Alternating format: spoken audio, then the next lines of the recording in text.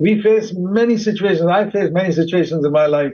हम ऐसे बहुत सारे परिस्थितियों का सामना करते हैं। मैंने अपने जीवन में बहुत सारी परिस्थितियों का सामना की है, But I say, Lord, this problem is too much for me. I can't handle this. जहाँ पे मैं कहता हूँ कि प्रभु ये जो समस्या है ये मेरे लिए बहुत बड़ी है, मैं इसको नहीं संभाल सकता। So I'm just going to praise you, but you're on the throne. इसलिए मैं आपकी स्तुति करने वाला हूँ क्योंकि आप सिंहासन पर हो। You love me with an eternal love. You chose me before the foundation of the world. आपने मुझे अनंत प्रेम से प्रेम किया है। इस विश्व की नींव डालने से पहले ही आपने मुझे चुना है। You purchased me with the blood of Jesus Christ. आपने मुझे प्रभु यीशु के लहू से खरीदा है। I was not purchased for ₹1,000,000 or anything, with the blood of Jesus Christ. मैं कोई लाखों रुपयों से नहीं खरीदा गया हूँ, परंतु प्रभु यीशु मसीह के लहू से खरीदा गया हूँ। I'm your son. मैं आपका बेटा हूँ। I'm your precious son. मैं आपका अनोखा बेटा हूँ। I praise you that you're my father. मैं आपकी स्तुति करता हूँ कि आप मेरे पिता हो, And what I cannot solve, you will solve. और जिस समस्या का समाधान मैं नहीं कर सकता उसका समाधान आप कर सकते हैं। You may take me through trial for some time, हो सकता है कि कुछ समय के लिए आप मुझे परीक्षाओं के द्वारा ले जाएंगे, but you know that in that trial you'll make me spiritually rich. पर आप जानते हैं कि उस परीक्षा में आप मुझे आत्मिक रूप से धनवान बनाएंगे, And at the end of it, I'll come out triumphant. So, और इसके अंत में मैं एक विजयी के रूप में बाहर आऊंगा, in expectation of that day, which may come only in the future, इसीलिए उस दिन की आशा में जो कि भविष्य में ही आएगा, may not come tomorrow, but it may in the future. हो सकता है कि कल ना आए परंतु भविष्य में आएगा। I'm praising you right now. मैं आपकी स्तुति अभी इसी वक्त करता हूँ। That is faith. यही विश्वास है। Faith is to sing His praise before we see the answer. विश्वास वही है एक जवाब मिलने से पहले ही प्रभु की स्तुति करना। In the Old Testament, they couldn't do that. परंतु पुराने नियम में लोग ऐसे नहीं कर पाते थे। In the Old Testament, they would praise after they saw the answer. और पुराने नियम में हम देखते हैं जवाब मिलने के बाद वो परमेश्वर की स्तुति करते थे। You know, like when the children of Israel were crossing the Red Sea. आप जानते हैं जब इस्राएल की संतान लाल समुद्र को पार कर रही थी, After they crossed the Red Sea and they came the other side and they saw all the Israelites defeated. And और लाल समुद्र को पार करने के बाद जब उन्होंने देखा कि उनके जितने भी शत्रु हैं जो मिस्री हैं वो सारे लोग समुद्र में डूब चुके हैं, buried, then they began to sing and praise the Lord. फिर वो परमेश्वर की स्तुति और धन्यवाद करने लगे। But it's not like that with us. पर हमारे साथ ऐसा नहीं है। See here in Psalm 106. यहाँ पे देखिए भजन संहिता 106 में It's a very interesting psalm. एक बहुत ही दिलचस्प भजन संहिता है। Psalm 106. He's talking about the Israelites and the Egyptian armies coming behind Israel in Egypt. यहाँ पे कहा गया है कैसे इजराइल जन के बारे में जो कि जो मिस्र की सेना है उनका पीछा करते हुए आ रही है। And it says here, the Lord, verse 9, rebuked this Red Sea, dried it up. और यहाँ पे वाक्य 9 में कहा गया है परमेश्वर ने समुद्र को घुड़का और वह सूख गया। And he saved them, verse 10. और वाक्य 10 में और परमेश्वर ने उन्हें छुड़ा लिया। And verse 11, you know the story. और वाक्य 11 आप कहानी जानते हैं। How they came through the Red Sea and the waters covered, verse 11, covered all the enemies. और कैसे वो लाल समुद्र के पार आते हैं और पानी जो है उनके शत्रुओं को डुबा देता है। Listen to this. Then, verse 12. और यहाँ पे सुनिए 12वें वचन में, तब they believed his words and sang his praise. तब उन्होंने उसके वचनों का विश्वास किया और उसकी स्तुति गाने लगे। When did they sing his praise? वो परमेश्वर की स्तुति कब गाने लगे? After the problem was solved. उनके समस्या का हल होने के बाद, after the enemies were defeated. उनके शत्रु हरा दिए जाने के बाद। That is old covenant. यही पुरानी वाचा है। But what we read in Jehoshaphat, even though he was in the old covenant, पर जहाँ पे हमने यहोशापात के बारे में पढ़ा, भले ही वो पुराने वाचा में था, before the enemies were defeated, उनके शत्रु हारने से पहले ही, it says they went out and began to praise the Lord. वहाँ पे कहा गया है कि वो जाकर परमेश्वर की स्तुति करने लगे। That is the new covenant spirit. वो एक नए वाचा का विश्वास है। I don't see the enemies defeated yet. मैं अब तक नहीं देखता हूँ कि शत्रु जो है वो हार चुके हैं। I'm not going to be like those people who, after the enemies are buried under the sea, then they began to sing the Lord. No. मैं ऐसे लोगों के समान बिल्कुल भी नहीं होना चाहता हूँ जो कि उनके शत्रुओं के हारने के बाद परमेश्वर की स्तुति करने लगे हैं। I'm a new covenant Christian. मैं एक नए वाचा का विश्वासी हूँ। I sing before the enemies are defeated. मैं मेरे शत्रुओं के हारे जाने से पहले ही परमेश्वर की स्तुति करूंगा, Because I have faith क्योंकि मेरे अंदर विश्वास है that Jesus defeated Satan on the cross once and for all. क्योंकि प्रभु यीशु मसीह ने शैतान को उस क्रूस पर हमेशा के लिए हरा दिया है। We must believe that. Many of us have been taught Jesus died for our sins on the cross. Correct. हमें वो विश्वास करना होगा। हमें से अनेक लोगों को ये सिखाया गया है कि प्रभु यीशु मसीह उस क्रूस पर हमारे पापों की क्षमा के लिए मरे हैं। ये सही बात है। But many have not been taught that Jesus defeated Satan on the cross. परंतु अनेक लोगों को ये सिखाया नहीं गया है कि प्रभु यीशु मसीह ने शैतान को उस क्रूस पर हरा दिया। He cannot touch us. वो हमें छू नहीं सकता।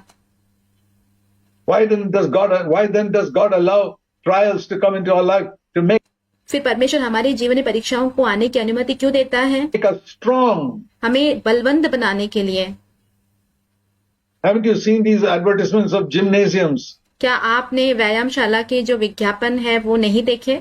You see that sometimes in Lingarajpuram and all, a gym. And outside the gym you'll see a picture of a muscular man standing like that. और आप कई बार अक्सर देख सकते हैं जहाँ पे व्यायामशाला होता है उसके बाहर एक चित्र, एक मजबूत मांसपेशी वाले मनुष्य का चित्र लगाया हुआ होता है, saying come inside and practice in this gym and we'll make you muscular like this. और वहाँ पे लिखा होता है कि यहाँ पर इस व्यायामशाला में आकर व्यायाम करो तो हम तुम्हें अपने जैसा बना देंगे। What do they do if they go inside that gym? अगर वो लोग उस व्यायामशाला के अंदर जाते हैं तो वहाँ पे क्या करते हैं? They subject their muscles to tension. उनकी जितनी भी मांसपेशियां हैं उन्हें व्यायाम देते हैं। They have to pull things. उन्हें चीजों को खींचना पड़ता है। And they have to push things with their legs. उनके पैरों के द्वारा चीजों को जो है दबाना पड़ता है। And every muscle in their body is subjected to tension. And they do that for 4 or 5 years. Then you see the muscles in their body. और फिर उन्हें उनके शरीर के जितने भी अंग हैं, मांसपेशियां हैं, उसको व्यायाम कराते ही रहना पड़ता है। जब वो 4 या 5 वर्षों तक ऐसे करते रहेंगे तो आप देख पाएंगे कि उनके जो मांसपेशियां हैं वो मजबूत हो चुके हैं, बलवंत हो चुके हैं। It's quite exhausting. They perspire. They go there for 1 or 2 hours every day for 4 or 5 years. And all that they do is subject every muscle in their body to tension. और ये बहुत ही पसीना बहाने वाला, बहुत ही मेहनत का काम है। वो प्रतिदिन 1 या 2 घंटे तक वहां पे जाते हैं और 4-5 साल तक जो है वो ये अक्सर ये जो अपने मांसपेशियों को जो है व्यायाम कराते रहते हैं। शरीर के हर एक मांसपेशियों को जो है वो प्रयत्न कराते रहते हैं। Tension. That's how they become strong. ऐसे ही वो मजबूत और बलवंत हो जाते हैं। The principle is exactly the same spiritually. और आत्मिक रूप से ये जो सिद्धांत है इसी के समान है। God has to bring trials into your life. That's the gymnasium. परमेश्वर को आपके जीवन में परीक्षाओं को लाना होगा, यही व्यायामशाला है। That's the gym. यही व्यायामशाला है Where you praise the Lord and your muscles are subject, spiritual muscles are subject to tension. और जहाँ पे आप परमेश्वर की स्तुति करते हैं और आपके जो आत्मिक मांसपेशियां हैं वहां पर जो है व्यायाम पे लगाई जाती है। At the end of 3 or 4 years, you come out as a triumphant man. और 4 या 5 वर्ष के अंत में आप एक विजयी के रूप में बाहर आते हैं। God has taken me through many trials in my life. मेरे जीवन में परमेश्वर ने मुझे बहुत सारे परीक्षाओं से होकर चलने दिया है। He has made me strong. और उसी ने मुझे बलवंत बनाया है। And I'll tell you one thing from my 64 years of knowledge of the Lord. मैं अपने 64 वर्षों में जो परमेश्वर की पहचान है उससे मैं आपको बताता हूँ। He has never let me down even once. परमेश्वर ने मुझे एक बार भी गिरने नहीं दिया। Never. कभी नहीं। He never let me down with my financial needs. We never starved. हम मुझे आर्थिक रूप से परमेश्वर ने कभी गिरने नहीं दिया। हम कभी भूखे नहीं रहे हैं। One single day. एक भी दिन नहीं। Even though I left my naval job with nothing in my bank account. भले ही मैंने अपनी नौसेना की नौकरी छोड़ दी थी, मेरे बैंक के खाते में कुछ भी नहीं बचा था। God took care of us. He took care of my children. He helped to educate them.